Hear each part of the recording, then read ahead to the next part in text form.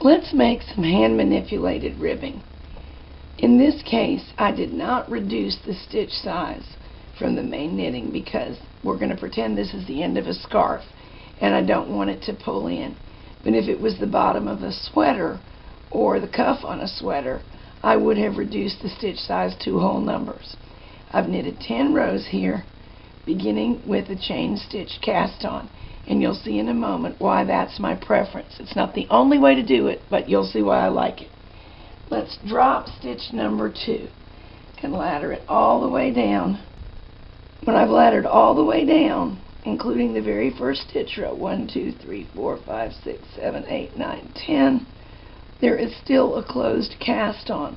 It won't unravel or untwist as an E-wrap would. Now that would not be a disaster. I could always grab my E-wrap, twist it again, or the yarn that made the E-wrap, twist it again and start over.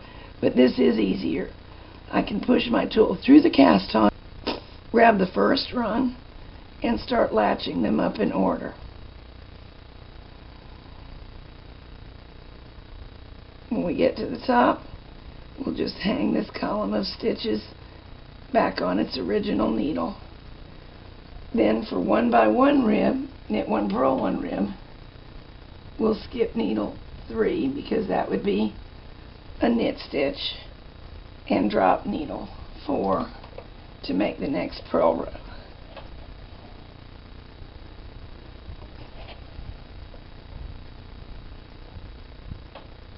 Make sure you do get them all. If you prefer it, there is an option.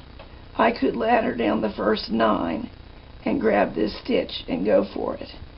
But since I've decided to go all the way to the cast on, we would want to be consistent and do the same thing all the way across. 1, 2, 3. What's happening here is that the machine knitted these all as knit stitches. When I ladder them down and reform them in reverse, all of mine are purl stitches. So we have the identical effect to what would have been achieved by a ribber or by hand knitting knit 1, purl 1. Let's do this one more time.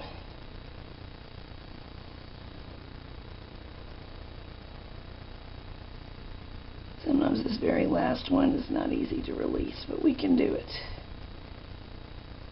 Grab it. 1, 2, 3. A little bit of downward pressure with the non-working hand is a help for keeping the knitting from popping off of the needles. If you're working a very wide piece, such as a whole sweater back, you might want to hang a claw weight over here.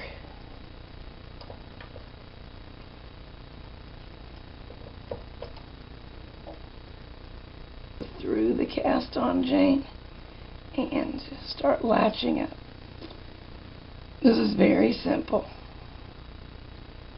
Now, because it is 1 by 1 rib and that does pull fabric in just because of its structure, you can see that starting to happen here. So since this is the bottom of a pretend scarf, when it's all done, I might apply a little steam with it in a stretched position to keep it from doing that. I would rather it stay like that.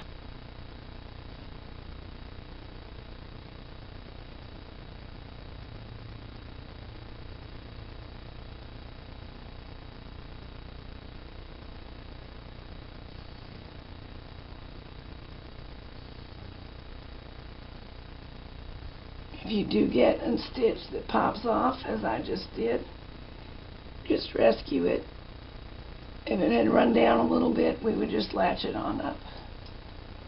Okay, I've done every other stitch across, and I am at the right hand edge, and my last stitch is an edge stitch. Normally I would advise against attempting to relatch an edge stitch. They're a bother. But in some cases, it's absolutely critical that you get the right number. So let's attempt to relatch these neatly and see if I can do it. Try not to let these loops be slurped back into the rest of the fabric.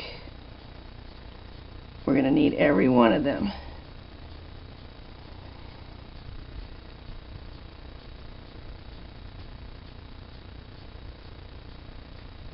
Okay, here we are at the cast on. Now, each of these loops is actually 2 rows. Catch the bottom of the loop and the top of the loop. The bottom of the loop and the top of the loop. Under most circumstances, adding or subtracting 1 stitch so that you have an odd number would not damage the pattern in any way. There are just a few occasions when it might. And there we go. I made it. Now we have an edge stitch reformed. So if you run into this situation, don't panic, just work slowly.